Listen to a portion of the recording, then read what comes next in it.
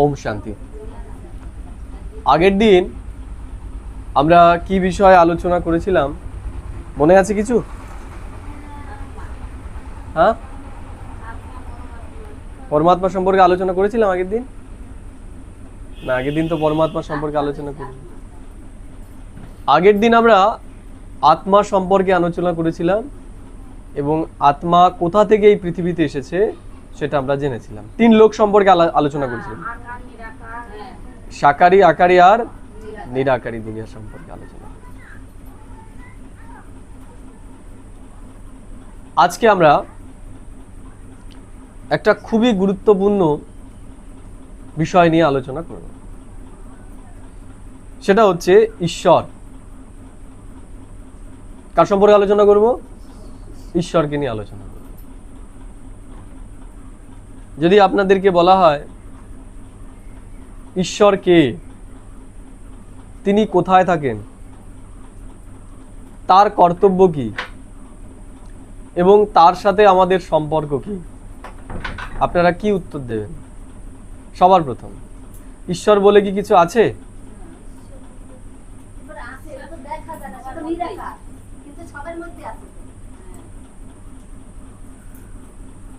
ঈশ্বর বলতে কি কিছু আছে? আছে। কোথায় আছে সে? ভগবান কোথায় আছে? মানুষের মধ্যে আছে। তাহলে আপনার ভেতরে ভগবান আছে? আই সুদাম, নিয়ে আসো ফুল টুল, নিয়ে আসো সব, আজকে ভগবানের পূজা হবে। আপনার মধ্যে আছে? আপনার মধ্যে আছে ভগবান? কার মধ্যে আছে এখানে? আজকে তারই পূজা হবে এখানে। এই আবার কি কথা? মন্দিরে যদি ভগবান থাকে, যদি সেখানে গিয়ে পুজো হতে পারে, তা আপনার ভেতরে যদি ভগবান থাকে তাহলে আপনার কেন পূজা হবে না?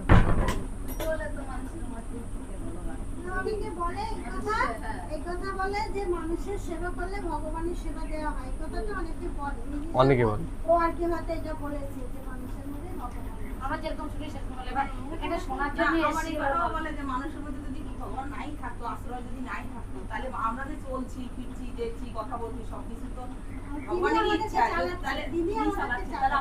ঠিক আছে, তার ইচ্ছায় যদি আমরা চলি, ঠিক আছে। মনে করুন একটা বাচ্চা, সে উঠোন দিয়ে হাঁটছে, পেছল, তাহলে বাবার হাত যদি সন্তানের হাতে থাকে, সেই সন্তান পেছল খেয়ে পড়বে? পড়বে না। বাবা ঠিক পিছলে পড়তে গেলে বাবা নিশ্চয়ই ঠেকাবে।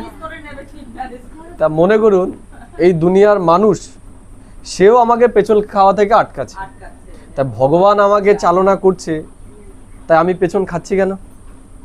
সে যদি আমার হাত ধরে থাকে তাহলে তো আমার সমস্যা হওয়ার কথা নয়, তো হওয়ার কথা কি? মনে করুন যদি ভগবান আমাকে চালায়, তাহলে যখন কাউকে কেউ মারছে, তাহলে চালাচ্ছে মানে কি? যে গুলি চালাচ্ছে তাহলে তাকে চালাচ্ছে কে? ভগবান। যে গুলি খাচ্ছে তাকেও চালাচ্ছে কে? তাহলে তো পাপের কিছু হওয়া উচিত না। গুলিটাও যে চালালো সেও একজন, যে গুলিটা খেলো সেও একজন। আমি যদি আমার নিজের গালে চল মারি, তাহলে আমাকে কে সাজা দেবে? আমি ওর গালে চল মারে, নাহলে আমার হবে। তাই ভগবানই যখন ভগবানকে মারছে, তাহলে আবার পুলিশের দরকার কেন? তাহলে পুলিশি ব্যবস্থা তুলে দেওয়া উচিত।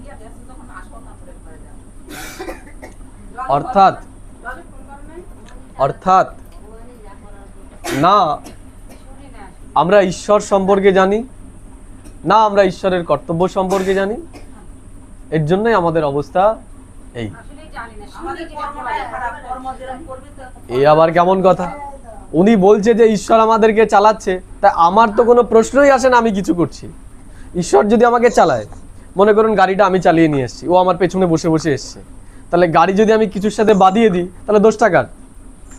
আমার না ওর? যে চালাচ্ছে তার।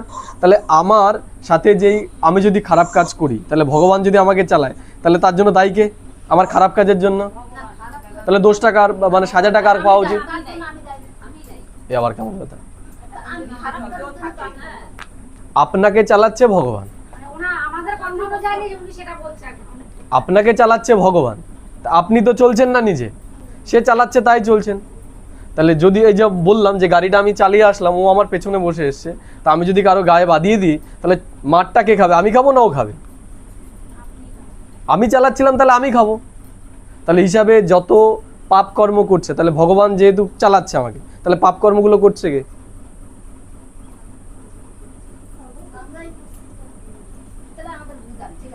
ভগবান যদি আমাদেরকে দিয়ে কর্ম করায়, ভগবান যদি কর্মটা করে, চালানো মানে কি? যে চালাচ্ছে তার মানে সেই কর্মটা করছে। বলে ভগবানের ইচ্ছাতে সব হচ্ছে। আমি কাউকে চর মারছি, তাহলে সেটাও কার ইচ্ছায়? ভগবানের ইচ্ছায়, তাই তো নাকি? বোঝা গেল না? না বোঝা যাচ্ছে? আমি কাউকে চর মারলাম, তাহলে চরটা কার ইচ্ছাতে মারলাম? আমার ইচ্ছাতে না ভগবানের ইচ্ছাতে?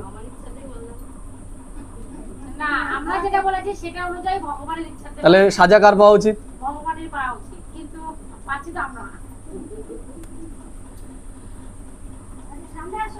মনে করুন আপনি পরীক্ষায় পড়েছেন আর আমি পরীক্ষায় পড়িনি, তাহলে রেজাল্টটা কার হবে? আপনার না আমার? না, পরীক্ষা আমিও দিয়েছি আপনিও দিয়েছি, কিন্তু আপনি পড়েছেন আমি পড়িনি, তাহলে রেজাল্ট কার ভালো হবে?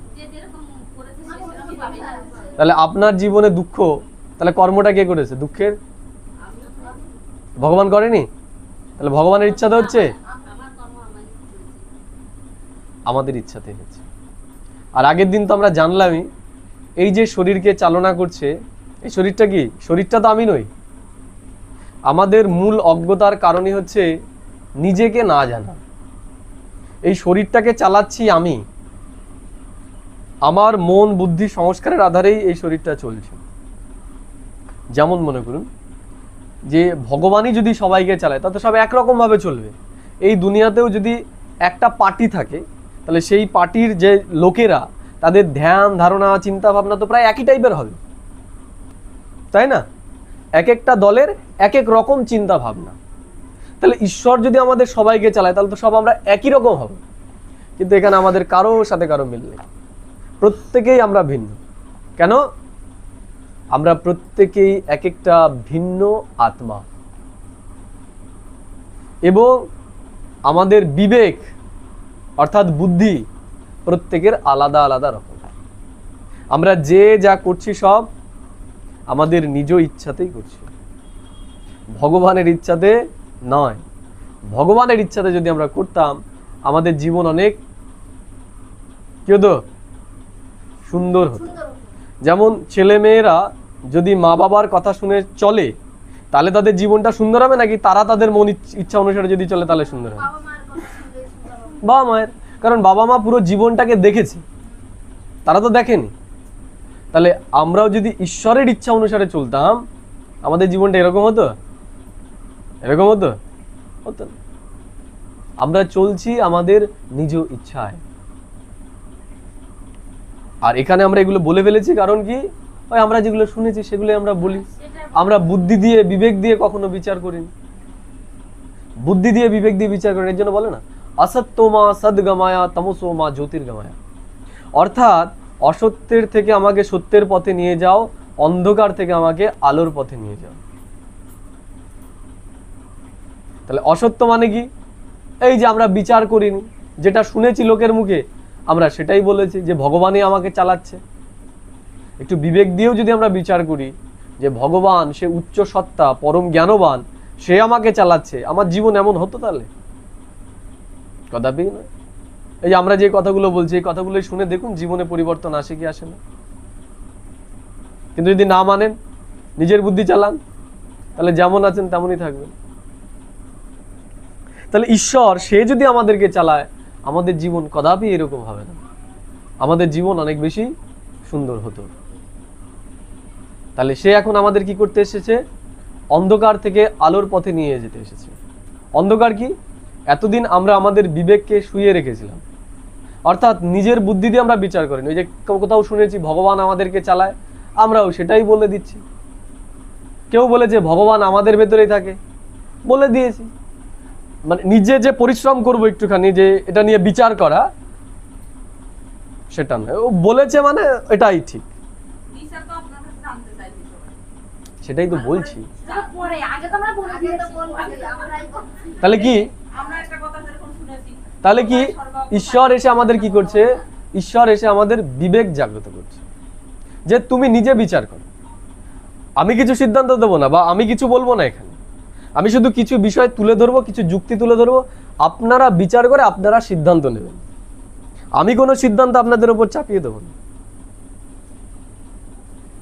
আমি কোনো সিদ্ধান্ত আপনাদের উপর চাপিয়ে দেব না যে ঈশ্বরকে সে কোথায় থাকে। আপনারা নিজের বিবেক দিয়ে বিচার করবেন যে কোনটা হওয়া উচিত, কোনটা হওয়া উচিত নয়। বোঝা গেল? অন্যান্য জায়গায় আমরা যেমন কাউকে কিছু চাপিয়ে দিই যে এটা তোমাকে মানতে হবে, এখানে সেই ব্যাপার নয়। ওই যে বললাম, আমাদের প্রত্যেকের বিবেক নিজের নিজের, বুদ্ধি নিজের নিজের, আমাদের নিজের নিজের বিচার করে সেই সিদ্ধান্ত নিতে হবে। আমরা কিছু আপনাদের ওপর চাপিয়ে দিতে আসিনি। আপনারা নিজেদের থেকে বিচার করবেন যে কোনটা গ্রহণযোগ্য, কোনটা গ্রহণযোগ্য নয়। বোঝা গেল না? গেল না? আমরা যেগুলো বলবো সেগুলোই যে ঠিক তাও আমরা বলছি। আপনি বিবেক দিয়ে বিচার করবেন যে এতদিন আমি যেটা জানতাম সেটা যুক্তিযুক্ত না এখন যেটা আমরা শুনছি সেটা যুক্তিযুক্ত। যেমন আগে আমাদের নিজের জ্ঞান ছিল না, আমি কি আমার কি সেটা আমরা জানতাম কি জানতাম না? আমরা জানতাম না। মন কি আমরা জানতাম না, মন কি চায় সেটা আমরা জানতাম না। আমরা ভাবতাম টাকা পয়সা এগুলো হলে হয়ে যাবে, তাই তো? মন এগুলো চায়? মন এগুলো চায় না। মন চায় সুখ, মন চায় শান্তি, মন চায় আনন্দ, এগুলো মনের খাবার। আমরা ভেবে নিয়েছি যে টাকা পয়সা হলে পরে সেটা হবে। টাকা আমাদের জীবনকে আরামদায়ক করতে পারে, কিন্তু সুখ শান্তি আসবে বিচারের মাধ্যমে। এর জন্য বলে না যে যাদের মানসিকতা খুব পেঁচালো হয়, পেঁচালো মানসিকতার যারা, তাদের কাছে যতই ধন সম্পত্তি থাকুক তারা কখনোই সুখী হতে পারে না। কারণ কি? তাদের চিন্তা ভাবনাই উল্টো। সোজা জিনিসও তারা কি করবে? পেঁচিয়ে বেঁকিয়ে তারা চিন্তা করবে। দেখবেন আপনাদের আশেপাশে যারা রয়েছে তাদের জীবনে কোনোদিন সুখ শান্তি নেই, তারা কখনোই সন্তুষ্ট হতে পারে না।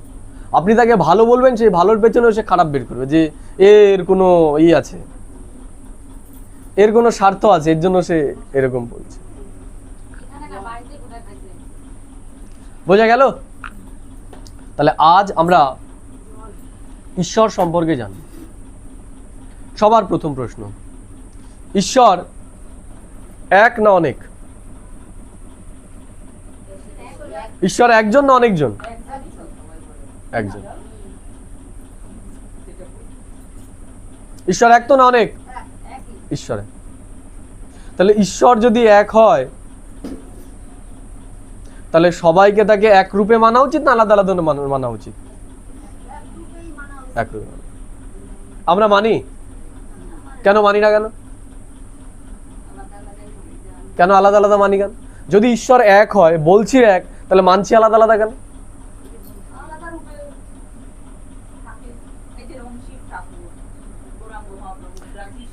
এই যে আপনি যদি বলা হয় যে এখানে কে ক্লাস করিয়েছে, আপনি কে বলবেন? একে বলবেন নাকি আরো আলাদা আলাদা ব্যক্তি বলবেন? এক যদি হয় তাহলে তার রূপ তো একটাই হবে না, আলাদা আলাদা হবে? আলাদা আলাদা রূপের জন্যই তো ঝামেলা। মনে করুন যে এখানে 3-4 জন আমরা এসেছি সাদা ড্রেস পরে, ক্লাস তো আমি করাচ্ছি, তারা তো করাচ্ছে না, এই ভাই এসছে আরেকটা ভাই এসছে, তাহলে যদি বলা হয় যে 3 জনেই ক্লাস করিয়েছে, ওই 3 জন একই ব্যক্তি, শুধু তাদের রূপ আলাদা আলাদা, কেমন হবে তাহলে ব্যাপারটা? এরা আমার সাথে এসেছে, এরা ক্লাস তো করায়নি, তা এদেরকেও যদি জড়িয়ে দেন তাহলে কি হবে? বলবেন এই বলেছিল, সেই কথাগুলো আমাদের যে কথাগুলো শুনেছিলাম এই বলেছে, কি হবে তাহলে? পুরোপুরি তো ভুল হয়ে গেল না? তাহলে যখন বলছি এক, তাহলে রূপও এক হবে আর গুণও এক হবে, তাই না? ঈশ্বরের সাথে আমাদের সম্পর্ক কি? সম্পর্ক আছে তো না সম্পর্ক নেই? কি সম্পর্ক? এই দুনিয়াতে সম্পর্ক ছাড়া কিছু পাওয়া যায়? এই আপনাদের সাথে আমার একটা সম্পর্ক হয়েছে, যদি সম্পর্ক না হতো, মিডলম্যান যদি কেউ না থাকতো, ওই ওনার বোনই তো, ওনার বোন মাধ্যম হয়েছে, আমি এক জায়গায় ছিলাম, উনি এক জায়গায়, তাহলে যতক্ষণ সম্পর্ক ছিল না আমি যেটা জানি ওনাকে আমি জানাতে পারি। বোঝা গেল? তাহলে কেউ আমাদের মধ্যে মিডলম্যান হয়েছে, যার আধারে আমাদের ভেতরে সম্পর্ক একটা স্থাপন হয়েছে। সেখানে আমি টিচার হতে পারি, আপনারা স্টুডেন্ট হতে পারেন। তাহলে টিচার আর স্টুডেন্টের একটা সম্পর্ক তৈরি হয়েছে, না হলে কিন্তু হওয়া সম্ভব নয়। তাহলে ঈশ্বরের কাছ থেকেও যদি আমাদের কিছু পেতে হয়, তাহলে তার আগে একটা কি করতে হবে? সম্পর্ক স্থাপন করতে হবে। যেমন আপনি ব্যাংকে গিয়েই যদি বলেন যে আমাকে কিছু টাকা ধার দেবেন, দেবে? সবার প্রথমে কি বলবে? আগে একটা ব্যাংক অ্যাকাউন্ট খুলুন, তাই তো নাকি? ব্যাংক অ্যাকাউন্ট খুলুন। ব্যাংক অ্যাকাউন্ট খুললে পরে আপনাকে টাকা দেবে কোথায়? ব্যাংক অ্যাকাউন্টের মাধ্যমে। যদি ডাক্তার দেখাতে যান, কি করবে ডাক্তার? বলবেন পেট ব্যথা হয়েছে, ওষুধ দাও, দিয়ে দেবে? কি করবে? প্রথমে একটা প্রেসক্রিপশন দেবে, সেখানে নাম, ঠিকানা, বয়স। তা কি হলো? ওটার মাধ্যমে পেশেন্টের সাথে ডাক্তার একটা সম্পর্ক স্থাপন। লিগ্যাল সিস্টেম, একটা প্যাডের মধ্যে সেই ওষুধগুলো লিখে দিল। তা কোনো জায়গা থেকে কিছু পেতে গেলে আগে একটা সম্পর্ক স্থাপন করতে হয়। সম্পর্ক ছাড়া কিছু পাওয়া যায় না। তাহলে ঈশ্বরের কাছ থেকেও যদি আমাদের কিছু পেতে হয়, তার সাথে সম্পর্কটা আমাদের জানতে হয়। তার কাছ থেকে কি পাওয়া যাবে সেটা আমাদের জানতে হয়। আমি যদি হাড়ের ডাক্তারের কাছে গিয়ে বলি আমার দাঁতে সমস্যা, কি হবে কাজ? আমি যদি হাড়ের ডাক্তারের কাছে গিয়ে বলি আমার হার্টের সমস্যা, হাড় আর হার্ট শুনতে একই তো লাগে, করতে পারবে সে? হাড়ের ডাক্তার কখনো হার্টের সমস্যার সমাধান করতে পারবে। তেমনি কে কি পারবে, কে কি পারবে না, সেটাও সম্পর্কে আমাদের জানতে হবে। ঈশ্বর সব পারে? ঈশ্বর সব পারে? সহজ প্রশ্ন একটা, ঈশ্বর কি সব কিছু করতে পারে? ঈশ্বর কি সব কিছু করতে পারে? ঈশ্বর চাইলে পরে কি আমাদের সবাইকে রাজা বানিয়ে দিতে পারে? কি মনে হয়, পারে? পারে? ঈশ্বর কি চাইলে পরে আমাদের সবাইকে কোটি কোটি বানিয়ে দিতে পারে? পারে? তো অদ্ভুত সব প্রশ্ন। আমি জিজ্ঞেস করেছি সোজা উত্তর, পারে কি পারে না? পারে না। ঈশ্বর পারে না। যদি পারতই তাহলে আমাদের সবাইকে কোটিপতি বানিয়ে দিত। উদাহরণ, কোনো মা কি চাইবে সন্তান দরিদ্র থাকুক? চাইবে? আপনারও যখন রাস্তা দিয়ে যান, ভিখারিদের যখন দেখেন, তখন কি মনে হয় এরা ভিক্ষা করুক? কি মনে হয়? তাদেরকে দেখে আপনার কি মনে হয়, যে এরা ভিক্ষা চাক নাকি এরা স্বাবলম্বী হোক? তাই আপনি মানুষ হয়ে আপনার বিবেকে যদি এটা মনে হয়, তাহলে ঈশ্বর যে পরম বিবেকবান, তার কি করে এটা আসে না যে এই ভিখারিগুলো হয়ে যাক, বড়লোক হয়ে যাক? তার কেন মনে হচ্ছে না? ভিখারিও তো সেই ভগবানকে ডাকছে, না ডাকছে না?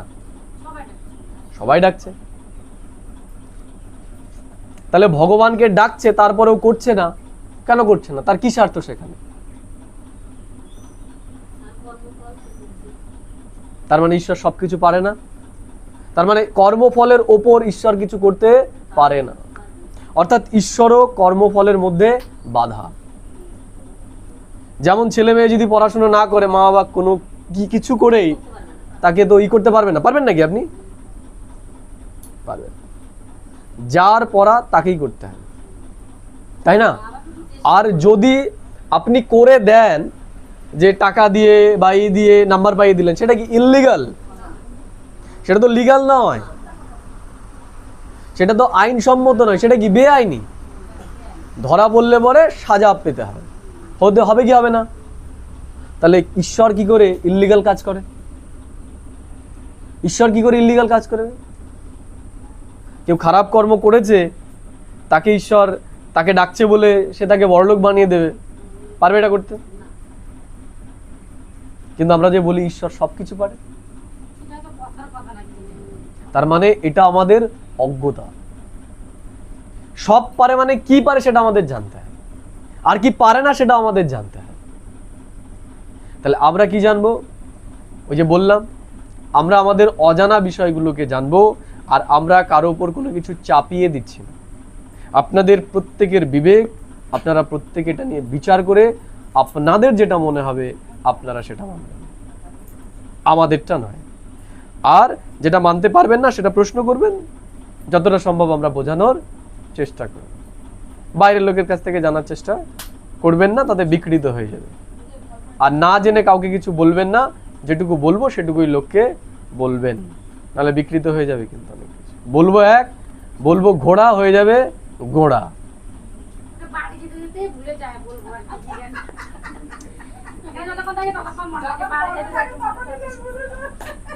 ঈশ্বরের সাথে, ঠিক আছে, তাহলে এখন আমরা আলোচনা করব ঈশ্বর সম্পর্কে। ঈশ্বরকে, তার রূপ কি, তিনি কোথায় থাকেন। ঈশ্বর, তার সাথে কার সম্পর্ক? আত্মার সম্পর্ক না শরীরের সম্পর্ক? আত্মার সম্পর্ক। তাহলে আত্মার রূপ কি? জ্যোতির্বিন্দু, দিব্য জ্যোতির্বিন্দু, শুধু জ্যোতির্বিন্দু নয়, কি দিব্য জ্যোতির্বিন্দু। আত্মাকে দেখতে গেলে কি দরকার? দিব্য চোখ দরকার। আগের দিন আমরা জেনেছিলাম বুদ্ধিরূপী চোখ ছাড়া আত্মাকে দেখা যায়। তাহলে আত্মার সাথে যদি ঈশ্বরের সম্পর্ক হয়, তাহলে ঈশ্বর কেমন হবে?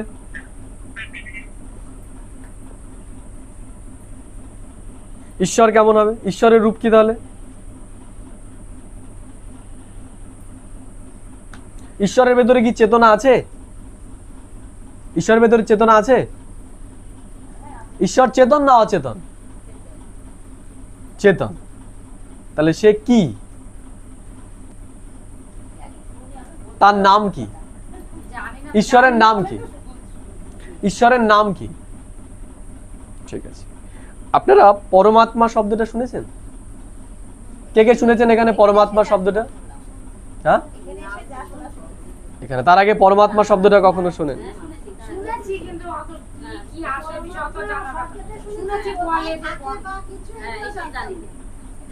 পরম আত্মা, সে আবার কে? আত্মা তো জানলাম যে আমি, আপনি, এরা হচ্ছে সব আমরা আত্মা। তাহলে পরমাত্মাটা কি?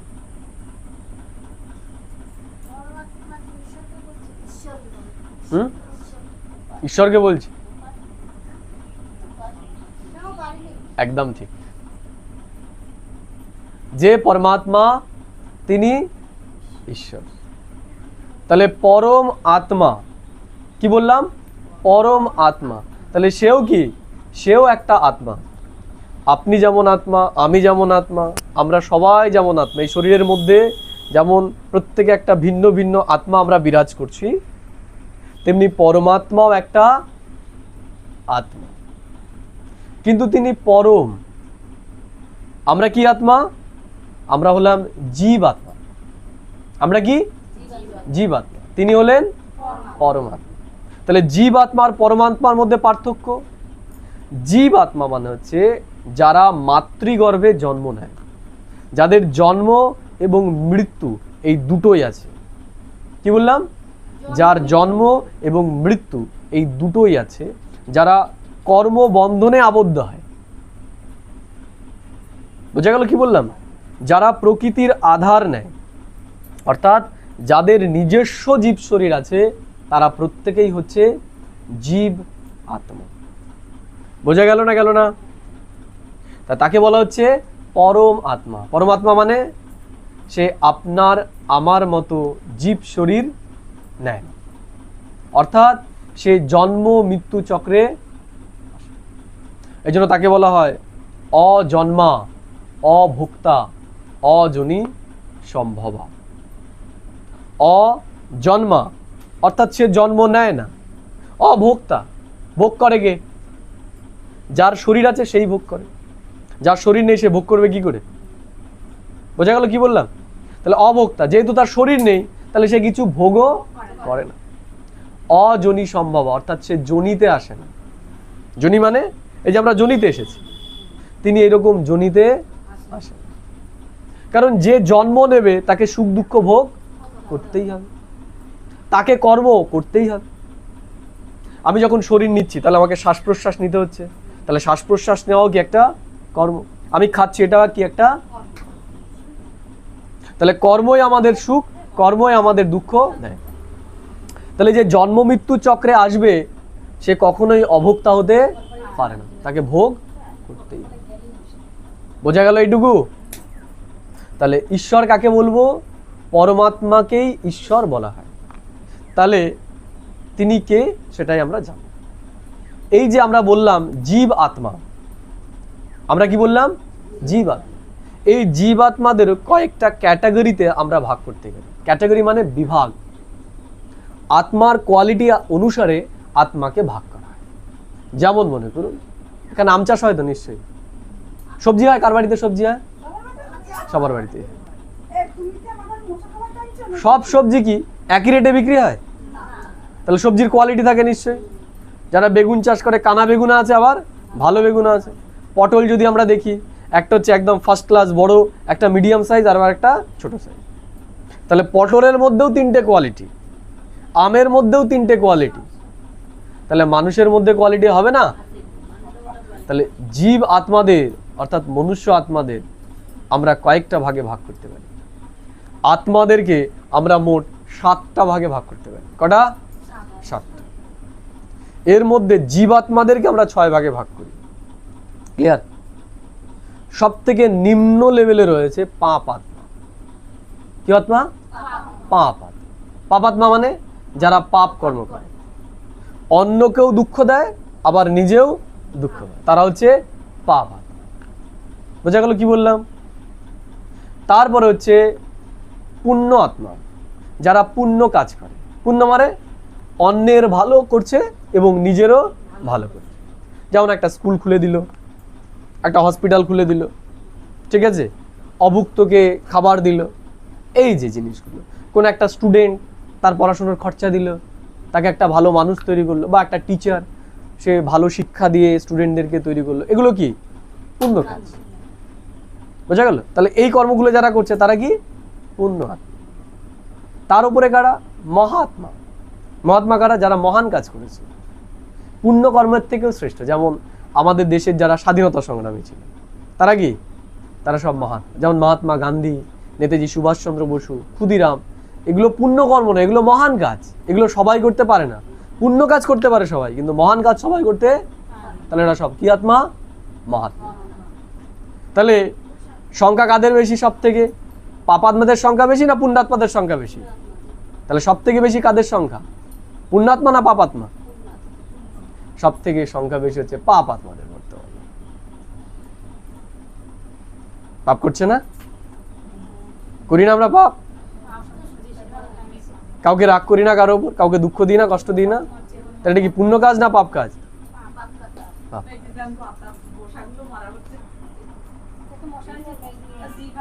তাহলে পাপ কর্ম যে করে সে হচ্ছে পাপ আত্মা। তাই বর্তমানে দুনিয়াতে সব থেকে সংখ্যা বেশি কাদের? পাপ আত্মা। পুণ্য কাজ খুব কম করে, মহান কাজ আরো কম করে।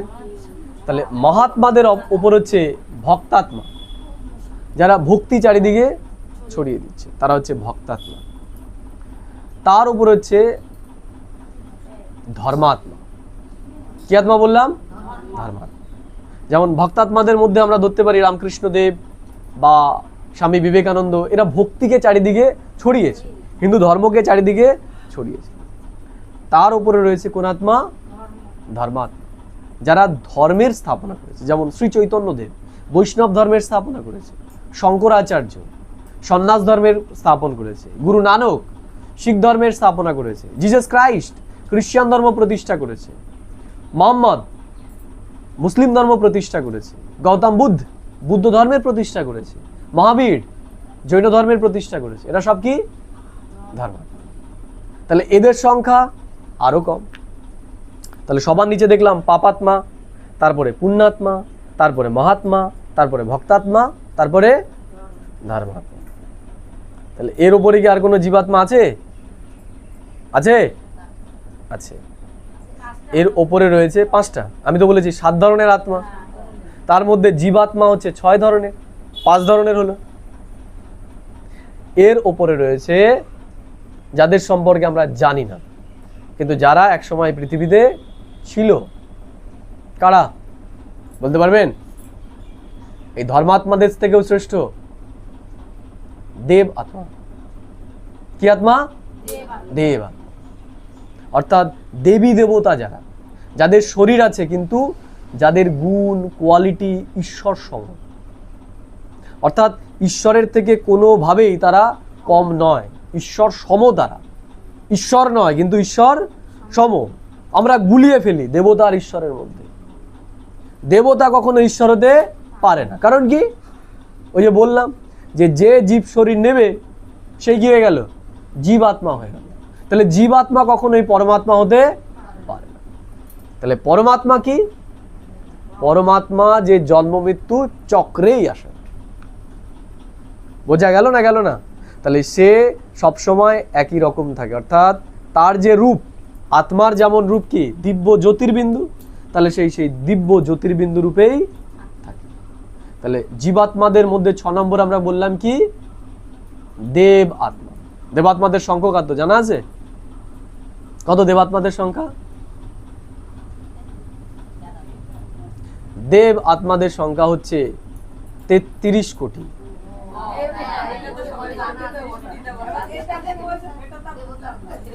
কত দেবাত্মাদের সংখ্যা? 33 কোটি দেবী দেবতা। এই পৃথিবীতে একটা সময় 33 কোটি দেবী দেবতা ছিল, কিন্তু এখন আর নেই। কোথায় গেল তারা? আমরা জানতে পারবো, আমাদের সামনের আলোচনাগুলোতে আমরা জানতে পারবো সেই দেবাত্মারা কোথায় গেল। এটুকু বোঝা গেল তো? তাহলে আমরা যেই দেহধারীদের পুজো করছি তারা কারা? তারা ঈশ্বর না দেবতা? ঈশ্বর না দেবতা? তারা দেবতা। তারা দেবতা, তারা ঈশ্বর নয়। কারণ ওই যে তাদের দেহ আছে তো, তারা ভোগ করছে তো, তারা সুখ দুঃখ দুটোই ভোগ করেছে, তাদের জন্ম মৃত্যু আছে, তাদের গুরু আছে, তাদের মাতা আছে, পিতা আছে। ঈশ্বর মানে কি? তার উপরে কেউ নেই। তাহলে যে জন্ম নেবে তার মাতা থাকবে, তার পিতা থাকবে, তার গুরু থাকবে। তাহলে যত দেবী দেবতার আমরা পুজো করি সবারই কি মাতা পিতা আছে, গুরু আছে, তাই না? সংসার আছে। সংসার করেনি তারা? সংসার করেছে। তাই পরমাত্মা সে তো এগুলোর কিছুর মধ্যে বাঁধে না, সে কোনো কিছুই ভোগ করে না। এই জন্য আমরা যাদেরকে মানছি এরা কি? এরা দেবতা, এরা ঈশ্বর নয়। কারণ ঈশ্বরের যে ক্রাইটেরিয়াগুলো সেগুলো তো পূর্ণই করছে না এরা। আমি বললে তো হবে না, যুক্তির সাথে সেটা বলতে হবে। গীতাতেই তো আছে না যে তিনি হচ্ছেন অকর্তা, অভোক্তা, অজনী সম্ভব। সিম্পল। আর তিনি কি বলছেন? আমি হলাম পরমাত্মা। ঈশ্বরকে পরমাত্মা হচ্ছে ঈশ্বর। তা পরমাত্মা মানে কি? যে পরম অবস্থায় থাকে। পরম, পরম মানে একই রকম অবস্থা, যার অবস্থার পরিবর্তন হয়। জীবাত্মারা 3টে স্টেজের মধ্যে দিয়ে যায়। কটা স্টেজ বললাম? 3টে স্টেজ। কি কি? শত, রজ আর তম।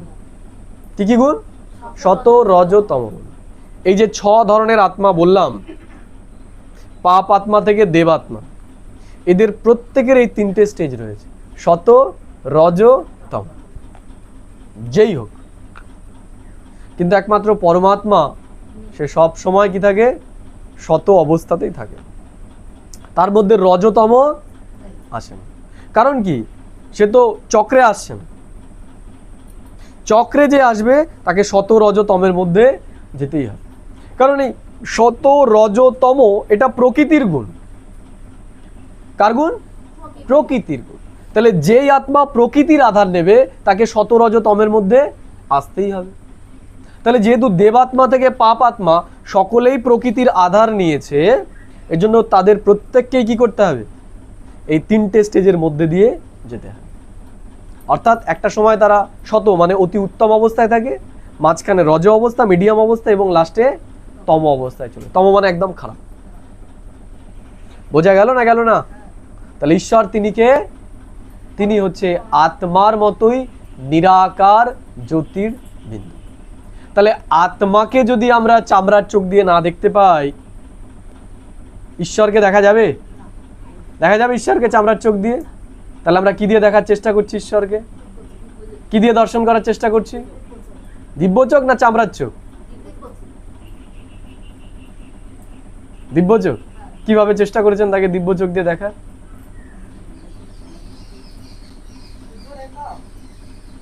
আমরা ততদিন মন্দিরে মন্দিরে গেছি, মন্দিরে যাননি? তাহলে মন্দিরে যাওয়া মানে মন্দিরে গেছেন কি করতে? কোন চোখ দিয়ে দর্শন করতে? যে ভগবানকে একটু দর্শন করে আসি। তা চামড়ার চোখ দিয়ে তাকে দেখা যায়? এটাই তো অজ্ঞতা। দেখতে পেয়েছেন নিশ্চয়ই, তাহলে তা তো পেয়ে গেছেন তাকে। তাকে চামড়ার চোখ দিয়ে দেখা যায়। এই জন্য এই দুনিয়ার কোনো ব্যক্তি তাকে খুঁজছে কিন্তু তাকে পাচ্ছে না। কেন পাচ্ছে না? কেন? মনে করুন আপনার একটা সোনার আংটি এই ঘরে হারিয়েছে, রাস্তায় হারিয়েছে মনে করুন, আর আপনি এখানে আলো জ্বালা রয়েছে বলে আপনি এখানে এসে খুঁজছেন, পেয়ে যাবেন নিশ্চয়ই। তাহলে কোথায় খুঁজতে হবে? যেখানে বলেছে সেখানে খুঁজতে হবে। তাই যখন বলছি ঈশ্বর নিরাকার, তার আকার নেই, তাকে দেখতে গেলে দিব্য দৃষ্টির মাধ্যমে দেখতে হবে, তাহলে তাকে মন্দিরে গিয়ে আমি কি দর্শন করছি? তাকে তো এই চোখ দিয়ে দর্শন করা সম্ভব নয়। তাই দর্শন করছি কি? কোনো দেহধারীকেই আমরা দর্শন করছি। কাদেরকে? দেবতাকে দর্শন করছি। ঈশ্বরকে দর্শন করা সম্ভব নয়। ঈশ্বরকে দর্শন করা একমাত্র সম্ভব কিসের দ্বারা জানেন? কিসের দ্বারা দর্শন করা সম্ভব ঈশ্বরকে? আত্মাকে কি দিয়ে দর্শন করা যায়? আত্মাকে কি দিয়ে দেখা যাবে? আগের দিন আমরা কি প্র্যাকটিস করেছিলাম মনে আছে? লাস্টে আত্মাকে দেখতে গেলে জ্ঞান চোখ দরকার। জ্ঞান চোখ দিয়ে দেখেছিলাম না? কোথা থেকে জ্ঞান চোখ? কপালে। বুদ্ধির চোখ দিয়ে আত্মাকে দেখতে হয়। তাহলে আত্মাকে যদি বুদ্ধির চোখ দিয়ে দেখতে হয়, তাহলে পরমাত্মাকে কি দিয়ে দেখতে হবে? কোন চোখ দিয়ে দেখতে হবে পরমাত্মাকে? পরমাত্মাকেও সেই জ্ঞান চোখ দিয়েই দেখতে হবে। অর্থাৎ পরমাত্মার কাছ যদি বিষয়ে জ্ঞান না থাকে, তাহলে তাকে জানা, তাকে অনুভব করা সম্ভব নয়। তাকে জানতে পারলেই, বুঝতে পারলেই আমরা তাকে অনুভব করতে পারব। এই জন্য একটা কথা আছে গীতাতে, মন মনা ভব। শুনেছেন শব্দটা? মন মনা ভব অজপাজপ জপ। এই শব্দটার সাথে নিশ্চয়ই পরিচিত। অজপাজপ, অজপাজপ মানে ঈশ্বর কখনোই, আমরা ইন্দ্রিয়ের দ্বারা যেগুলো করি সেগুলো ঈশ্বর কখনোই অনুভব করতে পারে না। আমরা তাকে ফুল মালা দিই, তা তো শরীরই নেই, তাহলে ফুলমালা কার গলায় গিয়ে পড়বে? আমরা তাকে প্রসাদ দিই, কে খাবে? প্রসাদ খেতে গেলে কি দরকার? শরীর দরকার। তো খায় সে প্রসাদ? খেয়েছে কোনোদিন? থালা ফাঁকা হয়েছে? থালা ফাঁকা হয়েছে কোনোদিন? তা দিই কেন? কারণ সে খায় না, সে খেতে পারে না। আপনার আমার শরীর আছে, আপনাকে আমাকে দিলে আমরা সাবার করে দেব। অজ্ঞতা, আমাদের অজ্ঞতা। আমরা শরীর ভানে থাকার জন্য আমরাও তাকে শরীর ভানে স্মরণ করেছি, এবং আমরা এই রেসে রয়েছি যে এইবার তোমার পুজো দেব, বড় ধুমধাম করে দেব, তাই না? পাড়ার সব লোককে খাওয়াবো। আমি কজনকে খাওয়াই কজনকে খাওয়াই না, তাতে তার কিছু যায় না। এর জন্য বলা হয় না তাকে ভক্তি ভরে দাও। ভক্তি মানে যে সে আমাদের এই মনের ভাবনাটাকেই স্বীকার করে। এই যে আমি তাকে দিচ্ছি, আমি কি মনের ভাব নিয়ে দিচ্ছি, সেই মনের ভাবনাটাকেই সে স্বীকার করে। বোঝা গেল কি বললাম? আমরা যেগুলো দিই সেগুলো কিছুই সে স্বীকার করে না। টাকা পয়সা, না খাবার দাবার, না ফুল, না মালা, না পুজো, না তার যে আমরা মহিমা করছি সেই মহিমা। তার তো কানই নেই, সে মহিমা শুনবে কি করে? কিন্তু আমাদের মনের যে ভাব সেটা তার কাছে পৌঁছয়। এই জন্য কি বলে? সরল মনে তাকে স্মরণ করো। কি করো? সরল মনে। জটিল মন মানে কি? মনে ভাবছে এক আর মুখে করছে এক, বাইরে দেখাচ্ছে এক, তাই না? বাইরে সাধু, ভেতরে অসাধু। তাই সে কাকে দেখে? বাইরের সাধুকে নাকি দেখে না ভেতরেরটাকে দেখে? সে ভেতরেরটাকে দেখে। এই জন্য বলা হয় মন সরল করে তাকে স্মরণ করে। এই মানুষের চোখে তো ধোঁকা দিতে পারে, কেউ সাধু সেজে থাকতে পারে, কিন্তু তার চোখে কেউ সাধু থেকে থাকতে পারে। এর জন্য তার কাছে মনের দ্বারাই পৌঁছানো সম্ভব। তাহলে যার মন বিক্ষিপ্ত মন, যার মন এই দিক ওই দিক ঘুরে বেড়াচ্ছে, তার মন কি ঈশ্বরের প্রতি থাকবে? এর জন্য বর্তমানে আমাদের ম্যাক্সিমাম মানুষের মন বুদ্ধি ঈশ্বরের প্রতি নেই। আমরা দেখাচ্ছি ঈশ্বরের পুজো করছি, তাই না? শনিবার হলে পরে এই রাস্তায় একদম ব্লকেট করে, তাই না? বা নাম কীর্তনের সময় একদম মহিলা পার্টি নেমে গেল রাস্তায়, পুরো চাঁদা তুলে করছে। এগুলো সে কিচ্ছু দেখে না, এগুলো তার কাছে পৌঁছয় না। বর্তমানে ভক্তি একটা ফ্যাশন হয়ে গেছে মানুষের।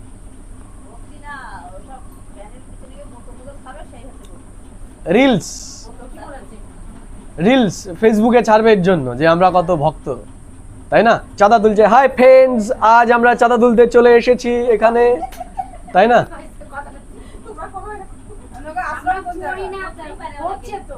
তাহলে এখন ফেসবুক ভক্তি চলছে, ফেসবুক ভক্তি।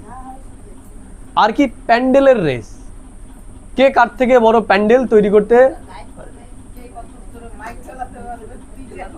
কার কত নাম হবে, কে কত টাকার ঠাকুর বানিয়েছে। আমাদের ঠাকুরটা 1 লাখ টাকা দামের। মানুষের ভেতর থেকে ভক্তি শেষ। আছে কি কম্পিটিশন আর কম্প্যারিজন। এর জন্য বর্তমানে মানুষ ঈশ্বরকে অনুভব করতে পারছেই না, কারণ মন বুদ্ধি রয়েছে প্যান্ডেল, খাওয়া দাওয়া, এগুলোর মধ্যে, আচার অনুষ্ঠানের মধ্যে। এর মাধ্যমে ঈশ্বরকে পাওয়া সম্ভব নয়। এর জন্য বলা হয় কোটির মধ্যে কেউ আমাকে জানতে পারে। তাহলে দুনিয়াতে তো সবাই ঈশ্বরের সাধনা করছে, পুজো করছে সবাই, তাহলে সবাই কি জানে তাকে? না, জানে না। এই দেখুন, আপনাদেরকে জিজ্ঞেস করেছেন, আপনারাই পুরো ক্লিন বোল্ড, বলতেই পারছিলেন না, তাই না? তার মানে কি জ্ঞান ছিল না। সবাই যেইভাবে বলেছে সেইভাবে করেছেন, বুদ্ধি দিয়ে কখনো বিচার করেননি। তাহলে ঈশ্বরকে প্রথমে জানতে হয়, জানার পরে বিবেক দিয়ে সেটা বিচার করতে হয়, বিচার করেই তাকে জানা যায়। তাহলে এর জন্য বলছে কোটির মধ্যে কেউ আমাকে জানে, আর তার মধ্যেও কেউ আমাকে মানে। সবাই ঈশ্বরকে মানে না। ঈশ্বরকে যারা মানবে তাদের জীবন বদলে যাবে, তাদের জীবনে দুঃখ অশান্তি থাকবে না। পরিস্থিতি থাকবে কিন্তু দুঃখ অশান্তি থাকবে। বোঝা গেল না? গেল না? আর ঈশ্বরের সাথে আমরা সংযোগও রাখতে পারি। ঈশ্বর আমাদের প্রশ্নের উত্তরও দেবে। আমাদের প্রশ্নের উত্তর ঈশ্বর দেয়, আমাদের সমস্যার উত্তর সে দিয়ে দেয় আগে থেকে। আপনাদের দেয়? কথাই বলতে পারি। আমরা রেগুলার তার সাথে সংযোগ রক্ষা করি। কিসের দ্বারা?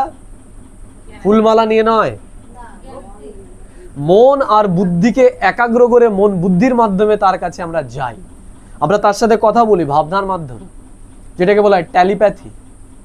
যেমন হয় না, টেলিপ্যাথি মানে কি? দেখবেন মা সন্তান দূরে রয়েছে, সন্তানের যদি কিছু হয় মা কি করে? মা বুঝে যায়, মার মধ্যে কষ্ট হয়। কি করে বুঝতে পারে? টেলিপ্যাথি। টেলিপ্যাথি মানে কি? এই যে প্রত্যেকটা আত্মা আমরা যখন চিন্তা করি, যেমন হয় না, এই যে রেডিও মনে করুন, রেডিও তো চালিয়েছি আমরা, গান হচ্ছে, কিভাবে হচ্ছে? রেডিওতে তো গান হয়, কিভাবে হয়? কোনো ক্যাসেট ভরা নেই, কিছু ভরা নেই, গান হচ্ছে এইগুলো। আমরা দেখি যে রেডিওতে আমরা কি করতাম আগে? ফ্রিকোয়েন্সি কানেক্ট করতাম, তাই না? করতাম না? করেছেন আগে? তার থাকে কোথায়? রেডিওতে আবার তার থাকে নাকি? মাঝখানে তো কোনো তার নেই। তাহলে বেতার তরঙ্গের মাধ্যমে আমরা সেটা কানেক্ট করতাম। কারণ কি? যে বেতার মানে কি? বেতার, তার ছাড়া। সেটা কি? ফ্রিকোয়েন্সি, কম্পন। এই দুনিয়াতে সব থেকে সূক্ষ্ম জিনিস হচ্ছে কম্পন। কম্পন যেমন এই যে শব্দটা আপনার কাছে পৌঁছচ্ছে, কিভাবে পৌঁছচ্ছে? কোনো তার নেই তো, তাহলে আপনার কাছে যাচ্ছে কি করে?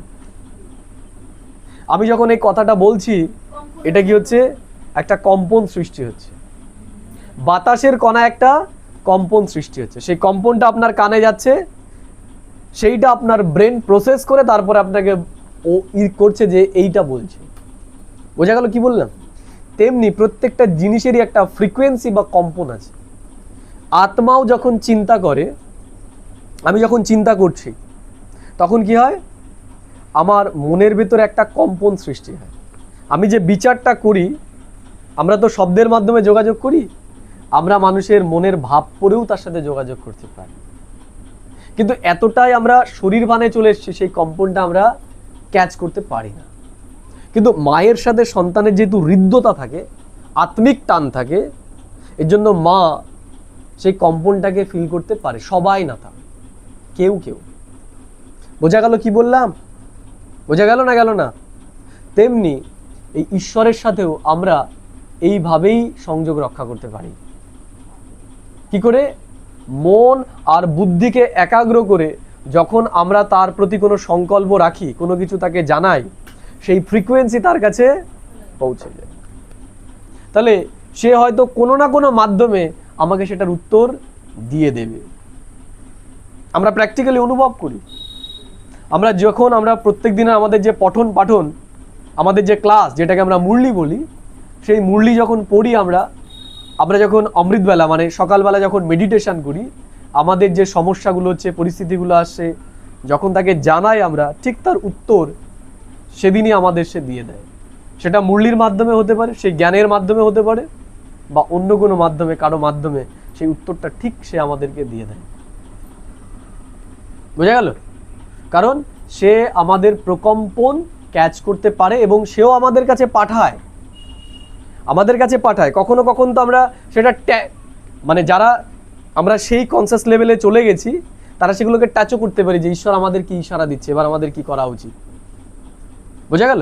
কিন্তু যেহেতু আমরা এখন তমগুণী হয়ে গেছি, আমরা শরীর বানে চলে এসেছি, সেটা সবসময় আমরা করতে পারি। এর জন্য ঈশ্বর আমাদের যে মুরলি বা জ্ঞান বলি আমরা, যেটা আমরা রেগুলার পড়ি, সেটার মাধ্যমে কিন্তু তার উত্তর আমরা দিয়ে দেয়।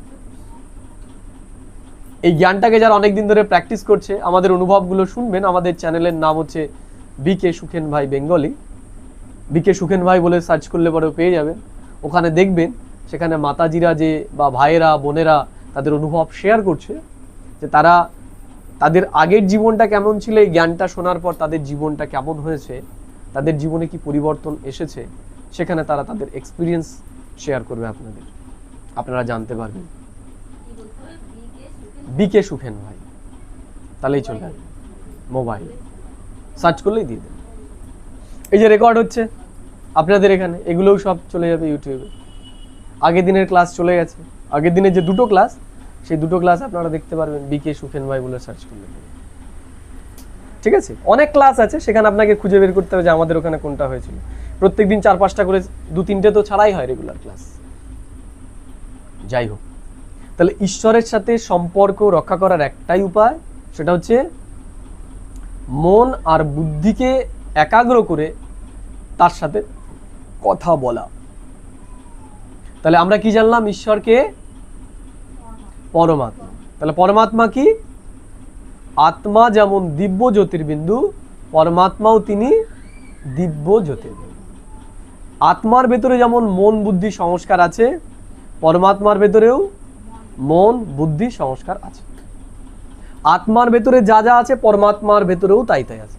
পার্থক্য শুধু একটা জায়গায়, আমরা জীবাত্মারা এই জীব শরীর ধারণ করছি, জন্ম মৃত্যু চক্রে আসছি, আর তিনি আসছেন।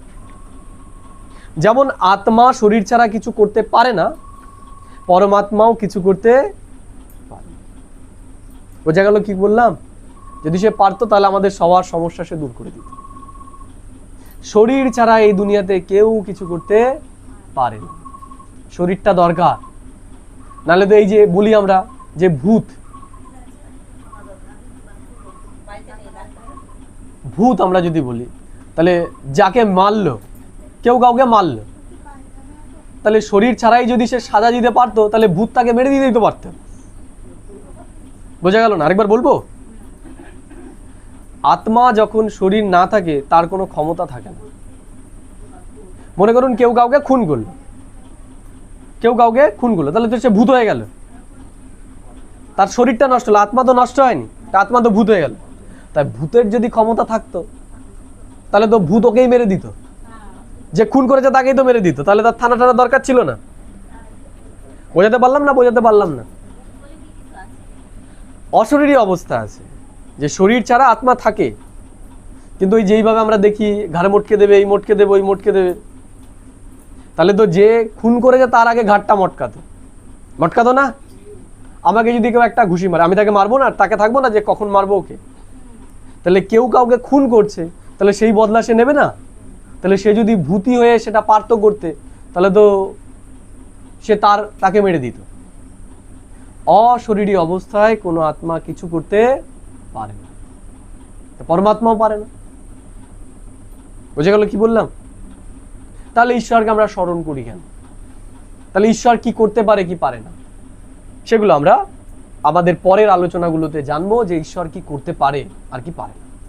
তাহলে সে যেটা পারে, আমার তার কাছে সেটাই কি করতে হবে, তাই তো নাকি?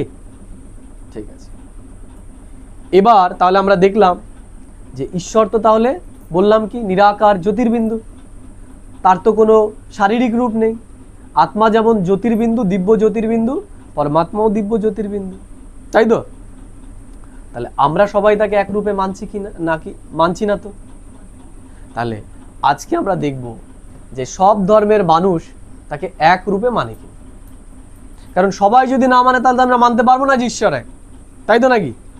আমরা সবাই জীবাত্মা, হিন্দুরাও জীবাত্মা, মুসলিমরাও জীবাত্মা, খ্রিস্টানরাও জীবাত্মা।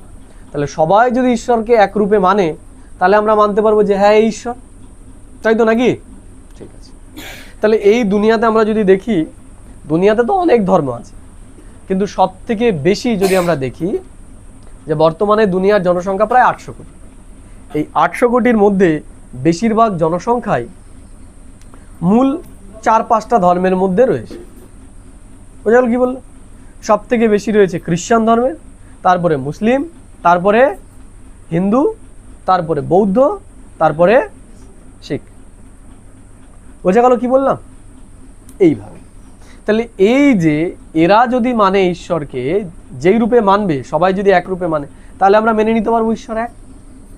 তাহলে সবার প্রথমে আমাদের জানতে হবে, যারা জনসংখ্যায় সব থেকে বেশি রয়েছে খ্রিস্টান যারা, আমাদের দেখি মনে খ্রিস্টান মনে হচ্ছে নাকি? অনেকে বলে আমাদের যে এরা খ্রিস্টান, বলে। কারা বলে? যারা না জানে তারা বলে, যারা অল্প জ্ঞানী তারা বলবে আমি জানি তো সব, দেখেই বুঝে গেছে তারা যে এরা কি আলোচনা করে। তা অল্প জ্ঞানী কি ভয়ঙ্কর, তাই অল্প জ্ঞানীদের কথা শুনে যেন না চলি।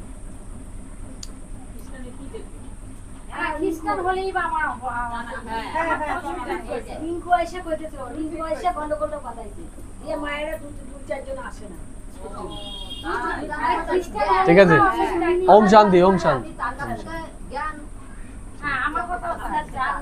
ঠিক আছে, তাহলে আমরা সবার প্রথম যেটা জানবো, যে জনসংখ্যার বিচারে যেহেতু খ্রিস্টানরা সব থেকে বেশি,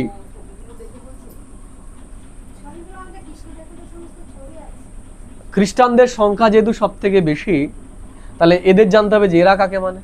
ঠিক আছে, যারা খ্রিস্টান তারা তাকে কাকে ঈশ্বর রূপে মানে বা গড রূপে মানে? কাকে মানে? যিশুকে। কাকে মানে? উনি বলছেন যিশুকে,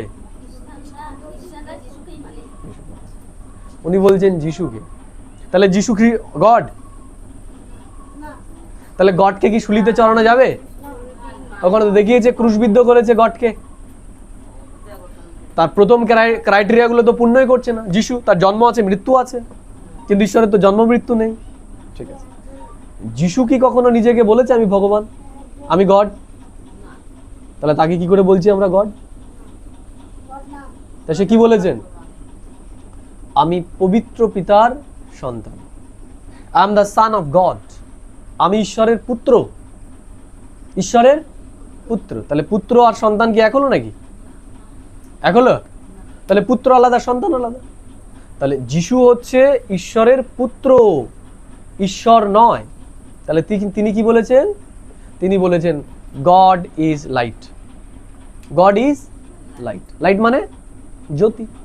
এই জন্য দেখবো যারা খ্রিস্টান তারা যখন প্রেয়ার করে তখন কি করে? মোমবাতি জ্বালিয়ে তারপরে তারা প্রেয়ার। মোমবাতিটা কিসের প্রতীক? সেই পরমাত্মার জ্যোতির প্রতীক। পরমাত্মা নয় ওটা, পরমাত্মার প্রতীক ওই মোমবাতিটা।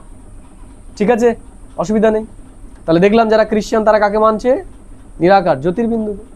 যারা মুসলিম তারা কাকে মানে? যারা মুসলিম তারা কাকে মানে? আল্লাহ। সে আবার কে? তার রূপ কি?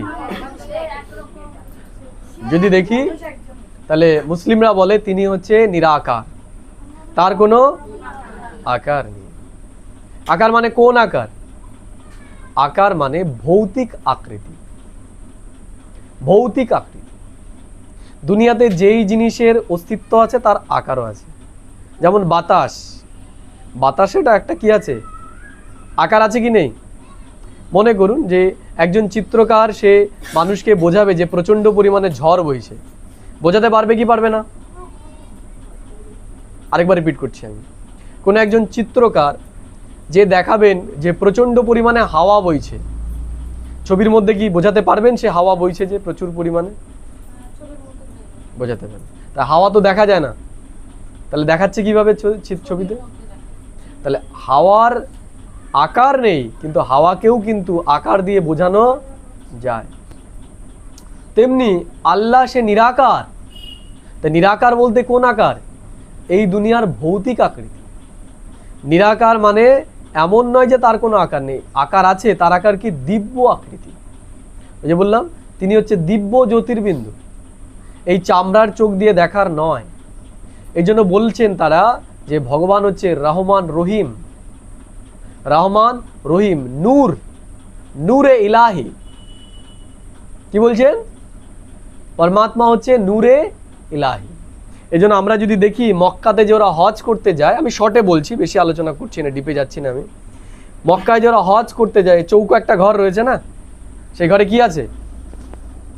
সেই ঘরে একটা কালো রঙের পাথর আছে। কি রঙের?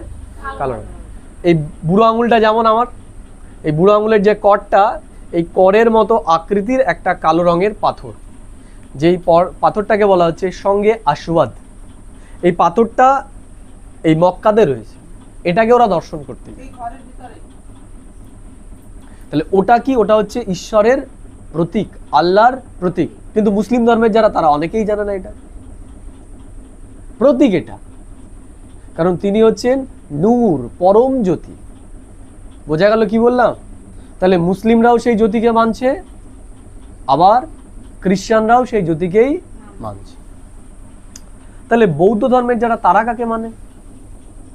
হিন্দুরটা আমরা লাস্টে জানবো, ক্রিটিক্যাল তো হিন্দু ধর্মের। কাকে মানছে?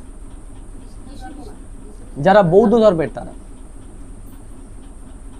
যারা বৌদ্ধ, বৌদ্ধ চেনা জানা আছে তো, গৌতম বুদ্ধ। তাহলে কাকে মানে? গৌতম বুদ্ধকে। তা গৌতম বুদ্ধকে যদি মানে, গৌতম বুদ্ধই তো ভগবানের সাধনা করেছে, সাধনা করেছে না? ওর তো গুরু ছিল। গৌতম বুদ্ধ তো মানুষ, তাহলে সে কি করে ভগবান হয়? সে তো বোধি লাভ করেছে। গৌতম বুদ্ধ কি করেছিল? বোধি লাভ করেছিল, অর্থাৎ পরম জ্ঞান সে লাভ করেছিল। তাহলে দিয়েছে কে তাকে? সে লাভ করেছে, তাহলে তার জিনিস তো নয়। তাহলে কেউ তাকে সেই জ্ঞানটা দিয়েছে। তা গৌতম বুদ্ধ ঈশ্বর সম্পর্কে স্পষ্ট করে কিছু বলে জান, ওরা ধ্যান প্র্যাকটিস করে। তা বর্তমানে তো সংখ্যা সব থেকে বেশি পূর্ব এশিয়ার দেশগুলোতে, যেমন জাপান, ইন্দোনেশিয়া, চীন, শ্রীলঙ্কা, এই সমস্ত দেশগুলো বৌদ্ধ ধর্মের মানুষের সংখ্যা বেশি। তো ওরা যখন মেডিটেশন করে তখন এরকম একটা লাল পাথর, ডিম্বাকৃতির পাথরকে ওরা সামনে রেখে তারপরে ওদের মেডিটেশন করে, বা কেউ কেউ চারিপাশে দীপ জ্বালিয়ে তারপরে সাধনা করে। অর্থাৎ ওরাও সেই নিরাকারকেই মানছে। এবার পালা কাদের? তাহলে খ্রিস্টান গেল, মুসলিম গেল, বৌদ্ধ গেল, এবার পালা কাদের? আমরা কাকে মানি ঈশ্বর রূপে? আমরা কাকে মানি ঈশ্বর রূপে? সবাই, সবাই। অনুকূল ঠাকুরের কেউ নেই দীক্ষিত এখানে? আপনি কাকে মানেন? আপনি কৃষ্ণকে মানেন? কৃষ্ণকে মানে। তাহলে কি অনুকূল ঠাকুর ভগবান না কৃষ্ণ ভগবান?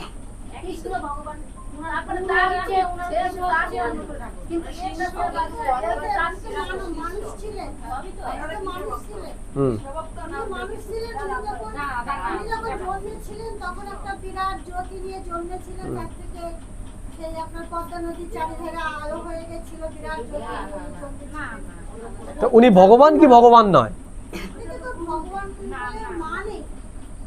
উনি ভগবান কি ভগবান না? যারা যারা ঋত্বিক, যারা ঋত্বিক তারা কি কৃষ্ণের পুজো করে না অনুকূল চন্দ্রেরই সাধনা করে? তারা কৃষ্ণের পুজো করে? করে? তাই উনি যাদের মানে ঋত্বিক যারা তারাই তো মানে না, তারা তো অনুকূল চন্দ্রকে কৃষ্ণের মানে ভগবান রূপে মানে। তার মানে কি আমরা যদি দেখি এই হিন্দু ধর্মের মধ্যেও কিন্তু অনেক বিভেদ রয়েছে। হিন্দু ধর্মে 5টা পন্থা রয়েছে। কটা? 5টা পন্থা।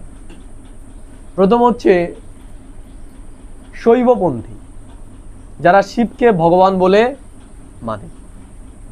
সেকেন্ড হচ্ছে বৈষ্ণবপন্থী, যারা বিষ্ণুকে ভগবান রূপে মানে। কিছু রয়েছে শাক্তপন্থী, যারা শক্তিকে ঈশ্বর রূপে মানে। দুর্গা, কালী এদের ওপর কেউ নেই। যারা কালী পুজো করে তাদেরকে বলবেন কৃষ্ণের কথা, কালীকেই মানবে। যেমন আপনাকে যদি বলি ভগবানকে, আপনি বলবেন কৃষ্ণই ভগবান। যে শক্তির পুজো করে তাদেরকে বলবেন, তারা বলবে শক্তি হচ্ছে ভগবান। আবার যারা শিবের পূজারী তাদেরকে যদি বলেন তাহলে কি শিবই ভগবান। তারপরে রয়েছে গণপত্য। গণপত্য মানে যারা গণেশকে সবার উপরে মনে করে। এছাড়াও আরো রয়েছে একেশ্বরবাদী, যারা একজন ব্রহ্মকে ঈশ্বর রূপে মানে। ব্রহ্ম সত্য জগৎ মিথ্যা যেটা বলে তারা, যে একজনই সে। তাহলে কাদেরটা মানব? আপনি না হলে বৈষ্ণবপন্থী, আপনি বলছেন কৃষ্ণকে ভগবান। আমি কারটা মানব? আমি তো এতগুলো পন্থাকে দেখতে পাচ্ছি।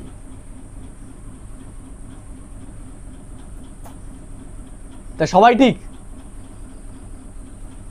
তা সবাই ঠিক হতে পারে না। আবার আমরা যদি দেখি তাহলে ক্রাইটেরিয়া গুলোও তো ম্যাচ করছে না। ঈশ্বর মানে তাকে সবাই একই রূপে মানবে। তাহলে আমরা যাকে মানছি তার তো রূপ আছে, তার তো জন্ম মৃত্যু আছে, তার তো সেই ক্রাইটেরিয়া গুলো সে ফিল করছে না।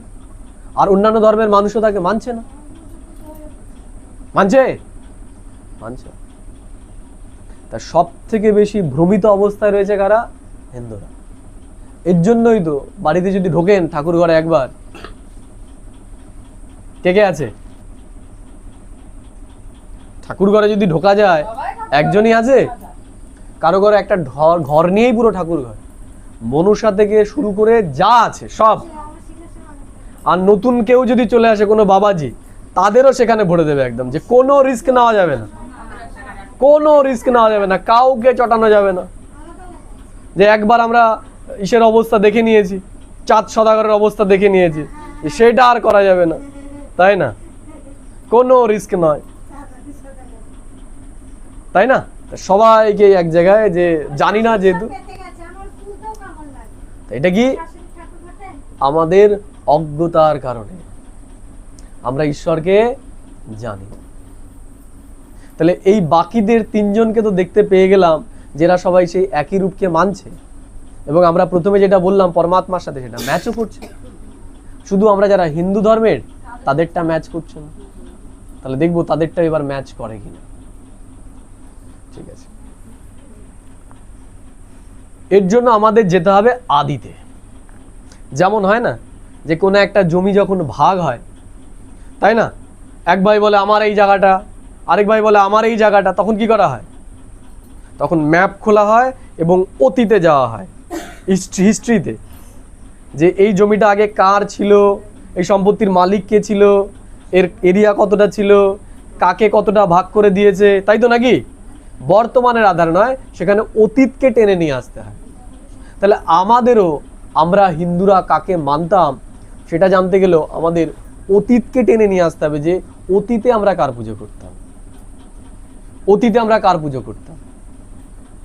বৈষ্ণব ধর্মকে পপুলার বানিয়েছে কে জানা আছে? শ্রী চৈতন্যদেব আর তারপরে শ্রীল প্রভুপাদ। প্রভুপাদ যদি না আসতো বিদেশের মাটিতে যেত না বৈষ্ণব। প্রভুপাদ এটাকে এত বিখ্যাত করেছে, তার আগে এত ছিল না। তাহলে আদিতে কি ছিল? তাহলে আদি যে মন্দিরগুলো সেগুলোতে আমাদের যেতে হবে। ভারতের আদি মন্দির কোনগুলো জানা আছে কারো? ভারতের সব থেকে প্রথম মন্দির কোনটা? ভারতের সর্বপ্রথম 12টা মন্দির তৈরি হয়। কটা মন্দির? 12টা মন্দির। এই 12টা মন্দিরই হচ্ছে, এই 12টা মন্দিরকে বলা হয় 12 জ্যোতির্লিঙ্গমের মন্দির। 12টা জ্যোতির্লিঙ্গের মন্দির। বোঝা গেল কি বললাম? কার মন্দির? 12টা জ্যোতির্লিঙ্গের মন্দির। নাম শুনেছি আমরা 12 জ্যোতির্লিঙ্গ? বৃত্তান্ত জানি। লিঙ্গ শব্দের অর্থ হচ্ছে আকৃতি। লিঙ্গ শব্দের অর্থ কি? আকৃতি। যেমন আমরা ছোটবেলায় পড়েছি না, লিঙ্গ, পুংলিঙ্গ, স্ত্রীলিঙ্গ, ক্লীবলিঙ্গ। তা লিঙ্গ শব্দের অর্থ আকৃতি। তাহলে বলছে 12টা জ্যোতির্লিঙ্গের মন্দির। কার মন্দির? জ্যোতির্লিঙ্গ। জ্যোতির্লিঙ্গ মানে এই যে মন্দিরগুলো এখানে যে রয়েছে সেটা জ্যোতিরই আকৃতি। কার আকৃতি? জ্যোতির আকৃতি, কোনো মানব আকৃতি নয়। কি আকৃতি? জ্যোতির আকৃতি। তাহলে সবার প্রথম মন্দির কোনটা? সবার প্রথম মন্দির হচ্ছে সোমনাথের মন্দির, যেটা বর্তমান গুজরাটের সৌরাষ্ট্রে রয়েছে। সোমনাথ কে আছে সেখানে? সেখানে আছে শিব। সোমনাথ মানে যে সোমরসের মালিক। সোমরস মানে যে সোমরস মানে হচ্ছে এমন একটা পানীয় যেটা পান করলে সবাই অমর হয়ে যায়। তাহলে সেই সোমরসের মালিককে শিব, এই জন্য তাকে বলা হয় সোমনাথ। তাহলে সেখানে সে কে আছে? সেখানেও দেখবো একটা শিবলিঙ্গ আছে, সেখানে কোনো মানুষের রূপ নেই।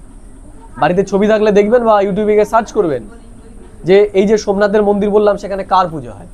সেখানে কোনো শরীরধারীর পুজো হয়, সেখানে শিবলিঙ্গেরই পুজো হয়। যেই আকৃতিটা হচ্ছে অঙ্গুষ্টাকৃতি।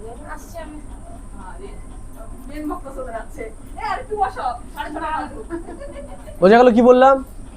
তাহলে একদম পশ্চিমে রয়েছে কে? পশ্চিমে রয়েছে সোমনাথ, উত্তরে রয়েছে অমরনাথ মন্দির। অমরনাথ যাত্রায় যায় না সব? কে আছে সেখানে? সেখানেও শিব। তাহলে পশ্চিমেও শিব, উত্তরেও শিব।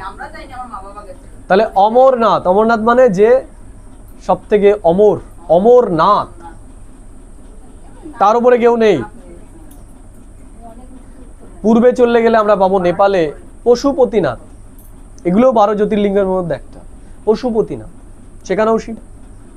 একদম দক্ষিণে যদি আমরা চলে যাই কন্যাকুমারীতে, সেখানে রয়েছে রামেশ্বরের মন্দির। কার মন্দির? রামেশ্বর। রামেশ্বর মানে রামেশ্বরের মন্দিরে কি রয়েছে? রামেশ্বরের মন্দিরে কি রয়েছে? রামেশ্বরম, সেখানেও শিব। কি বলছে? রামেশ্বরণ, অর্থাৎ রাম যার শরণাপন্ন হয় সে শিব। রাম কার পুজো করেছে? শিবেরই তো আরাধনা করেছে। তাহলে রাম যার শরণাপন্ন হয়, রাম যার পুজো করে সে হচ্ছে রামেশ্বর, সে শিব। আবার আমরা যদি চলে যাই উত্তরপ্রদেশে, তাহলে সেখানে রয়েছে বিশ্বনাথ, কাশী বিশ্বনাথ। কাশীতে আছে না বিশ্বনাথ? বিশ্বনাথ মানে যে বিশ্বের মালিক, যে বিশ্বের মালিক সে হচ্ছে কাশী বিশ্বনাথ। বোঝা গেল কি বললাম? অর্থাৎ তার উপরে কেউ নেই। কেমন শিব সেটা? কোন শরীরধারী?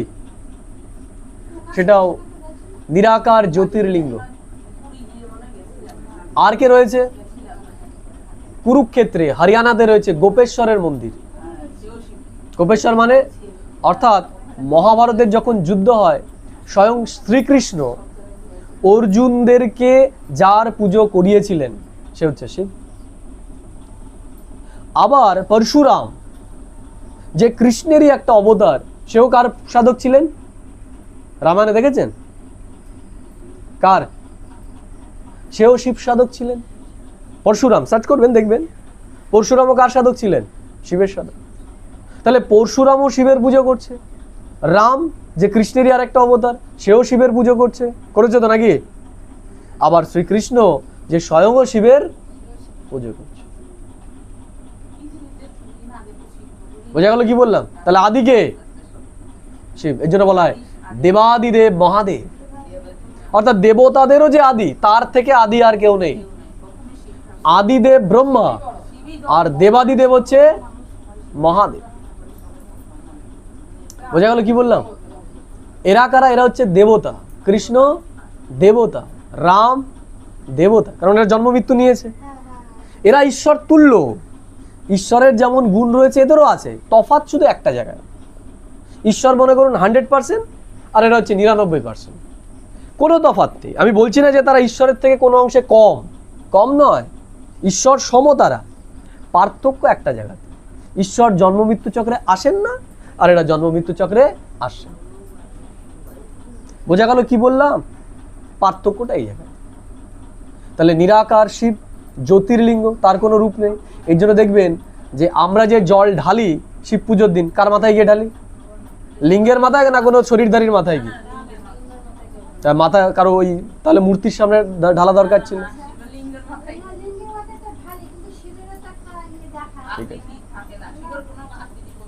ঠিক আছে ঠিক আছে, বলছি বলছি। আমরা যাকে শিব ভাবি সে হচ্ছে শঙ্কর, সেও একটা দেবতা, সে শিব নয়। এর জন্য দেখবো সেও সাধনা করছে, সেও তো ধ্যানমগ্ন। শঙ্কর, যে শঙ্করকেও কি দেখানো হয়েছে? ধ্যানমগ্ন দেখানো হয়েছে না? তাহলে ধ্যানমগ্ন যে সে কে? সে শঙ্কর, সে শিব নয়। এই জন্য দেখবেন যে যেখানেই শঙ্কর ধ্যান করছে তার সামনে ওরকম একটা শিবলিঙ্গ রয়েছে, থাকে না? দেখবেন ওই ছবিতে শঙ্কর থাকলে পরেই, তার ধ্যানমগ্ন থাকলে পরে তার সামনে ওই শিবলিঙ্গটা থাকে। তাহলে ওটাই যদি ও হয়, আবার ওটা দেখাতে দরকার কি ছিল? অর্থাৎ ওই শঙ্করও ওর সাধনা। বোঝা গেল কি বললাম? অর্থাৎ আদিতে আমরা সবাই সেই নিরাকার জ্যোতির্বিন্দু শিবেরই পুজো করতাম। সব ধর্মের মানুষরা আমরা একই ঈশ্বরের পুজো করতাম। যে শিব সেই গড, সেই আল্লাহ, সেই হচ্ছে জ্যোতির্বিন্দু। বল 12 জ্যোতির্লিঙ্গের মন্দির, সে হচ্ছে কি দিব্য জ্যোতি। বোঝা গেল? অসুবিধা আছে? তাহলে আমরা যারা হিন্দু ধর্মের, তারাও কাকে মানতাম ঈশ্বর সম্পর্কে? সেই নিরাকার জ্যোতির্বিন্দুকেই মানতাম। কিন্তু সময়ের সাথে সাথে অজ্ঞতার কারণে আমরা সেটা ভুলে গেছি। বোঝা গেল কি বললাম? ঈশ্বর মানে যে সর্বমান্য হবে। আপনি নিজেকে নিজে জিজ্ঞেস করবেন, আপনি যাকে মানেন তাকে সব ধর্মের মানুষ মানে কি? কিন্তু আমি যেটা বললাম যে সবাই তাকে নিরাকার রূপে মানছে এবং ঈশ্বর এক। আমরা নিজেরা নিজেদের মতো করে তাকে আলাদা করে নিয়েছি, তার সঠিক পরিচয় আমাদের না থাকার জন্য। আমরা কারো উপর কিছু চাপিয়ে দিতে আসিনি। আপনারা নিজেরা বিবেক দিয়ে বিচার করবেন। যাকে আমরা ভগবান রূপে মানি, এখন যারা বৈষ্ণবপন্থী, যারা কৃষ্ণকে মানে, আমি বলছি না আপনি মানবেন না, আপনার বিষয়। আমি শুধু একটা বিচার দিয়ে দিচ্ছি যে তার 10টা অবতার দেখানো হয়েছে। 10টা অবতার মানে 10টা ফিজিক্যাল বডিও তাকে দেখানো হয়েছে, যে সে কৃষ্ণ রূপে জন্ম নিয়েছে, তার সন্ততি ছিল, মা বাবা ছিল, গুরু ছিল। রাম রূপে জন্ম নিয়েছে, তারও দেখেছি সীতা ছিল, এ ছিল, সেও দুঃখ কষ্ট ভোগ করেছে। পরশুরাম রূপে সে জন্ম নিয়েছে, এবং এরা সবাই দেখছি শিবের পুজো করছে। তাহলে এরা কি করে ভগবান হয়? আর এদেরকে তো সবাই ভগবান রূপে মানছে না। কিন্তু আমি যদি সবাইকে গিয়ে বলি যে তুমি যেই নিরাকারকে মানছো, আল্লাহকে মানছো, আমিও সেই শিবকেই মানছি, সেই নিরাকার জ্যোতির্বিন্দুকেই মানছি। এর জন্য বলা হয় সত্যম শিবম সুন্দরম। তিনি সত্য, তিনি সুন্দর, এবং তিনি পরম কল্যাণকারী। শুধু ভাষা বদলে যাওয়ার জন্য আমরা বুঝতে পারি। যারা মুসলিম তারা তাকে নূরে ইলাহি বলে দিয়েছে, আর আমরা তাকে বলে দিয়েছি জ্যোতির্লিঙ্গ। তাহলে যে নূর সেই জ্যোতি, যে নূর সেই জ্যোতি। নূর আর জ্যোতির মধ্যে তফাৎ কোথায়? শব্দের তফাৎ, অর্থের তফাৎ নয়। নূর মানেও জ্যোতি, আবার জ্যোতি মানেও জ্যোতি। লাইট মানেও জ্যোতি, নূর মানেও জ্যোতি, আর জ্যোতি মানে তো জ্যোতি। বোঝা গেল কি বললাম? অর্থাৎ ঈশ্বর এক, আমরা একই রূপে মানতাম, কিন্তু সময়ের সাথে সাথে অজ্ঞতার কারণে আমরা বিভেদ করে নিয়েছি। ঠিক আছে, আজকের আলোচনা তাহলে আমাদের এখানেই সমাপ্ত। আমি কাল পরশু আসতে পারছি না, আমি আবার বুধবার আসবো। ঠিক আছে, বুধবার সবাই আশা করি উপস্থিত থাকবে। সোম মঙ্গলবার আমি আসতে পারছি না, আমি বুধবার আসবো।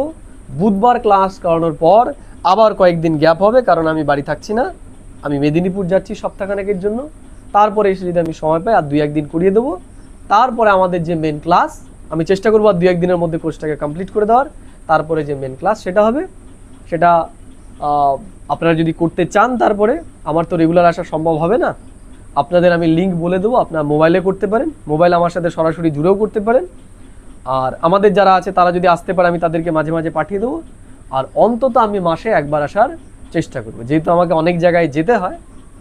আমি এখন যেরকম আসছি সেরকম আসতে পারবো না, কারণ এখন আমাকে ক্লাস বন্ধ করে এখানে আসতে হচ্ছে।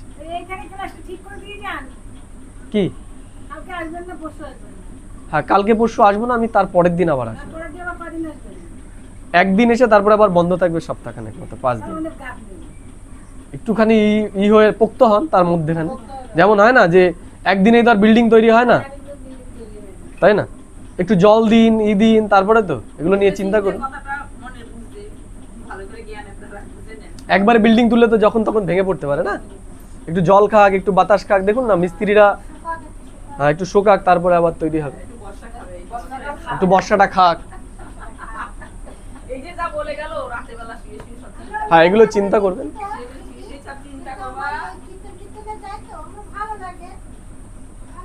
থাক থাক, ঠিক আছে। আমাদের আশ্রম, মেন আশ্রম আমাদের রাজস্থান, মাউন্ট আবুতে। আমার বাড়ি হচ্ছে এই ফুলিয়াতে। এছাড়া আমাদের অনেক জায়গায় আশ্রম রয়েছে। ঠিক আছে, এখন তাহলে আমরা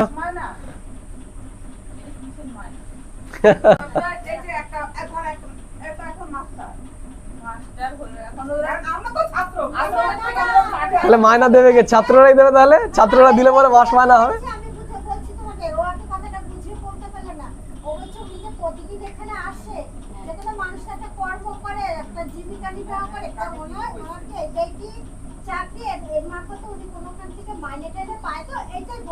মাস্টারকে মায়না দেবে কারা? ছাত্ররা দেবে না উপর থেকে দেবে?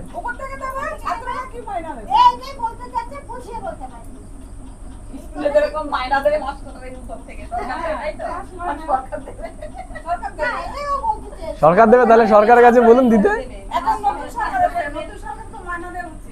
না, এটা সম্পূর্ণটাই চলে আমরা যারা জ্ঞানে চলি তাদের হয় না, যেমন এনজিও তারা স্বয়ংক্রিয়ভাবে করে, আমরাও স্বয়ংক্রিয়ভাবেই করি আমাদের নিজের ইসে।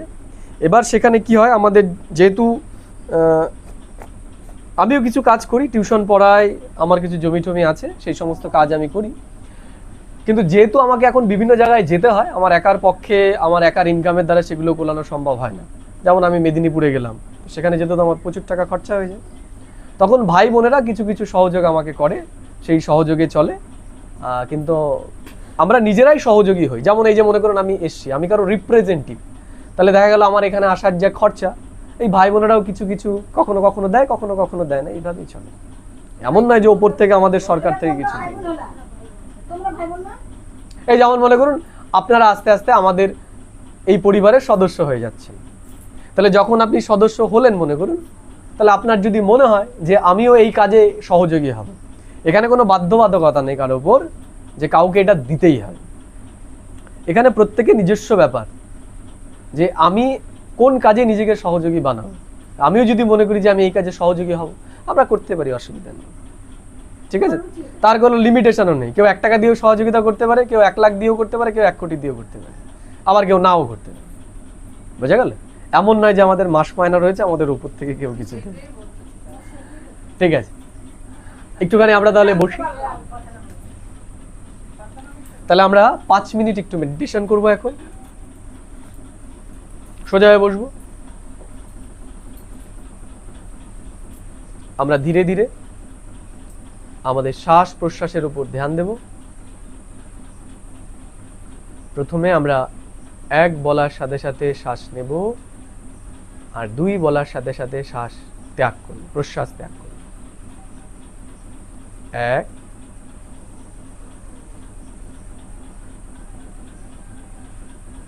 2, 1,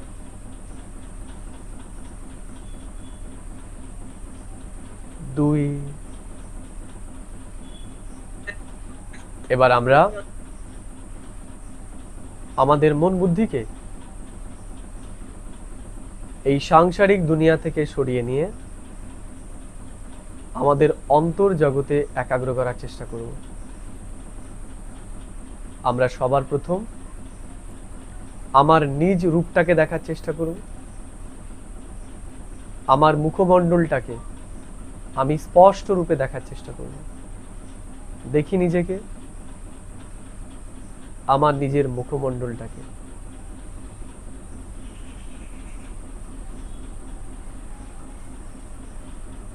এবার আমার বুদ্ধির দৃষ্টিকে, জ্ঞানের দৃষ্টিকে একাগ্র করি 2 ভ্রুর মাঝখানে,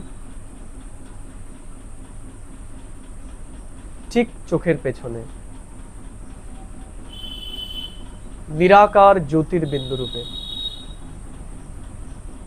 আকাশের তারার মতো উজ্জ্বল তারা ভিজুয়ালাইজ করি। আমি দিব্য জ্যোতির্বিন্দু আত্মা,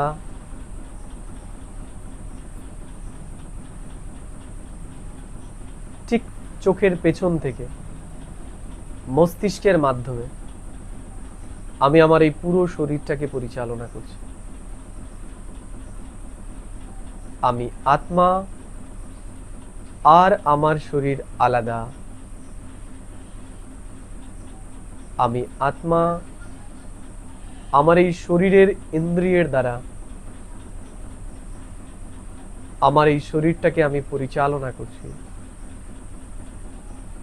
আমি আত্মা চোখের দ্বারা দেখি, কানের দ্বারা শুনি, মুখের দ্বারা বলি।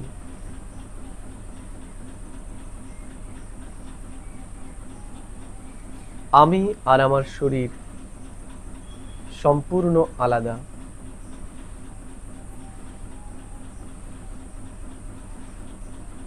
আমি শান্ত স্বরূপ আত্মা।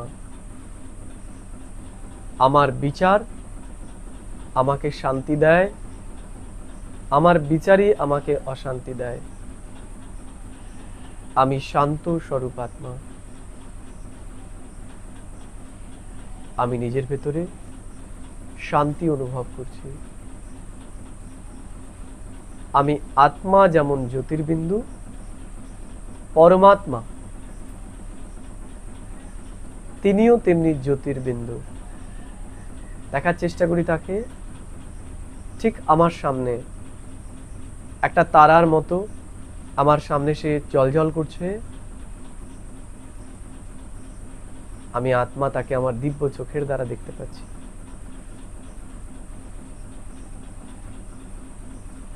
ওম শান্তি, ওম শান্তি, ওম শান্তি।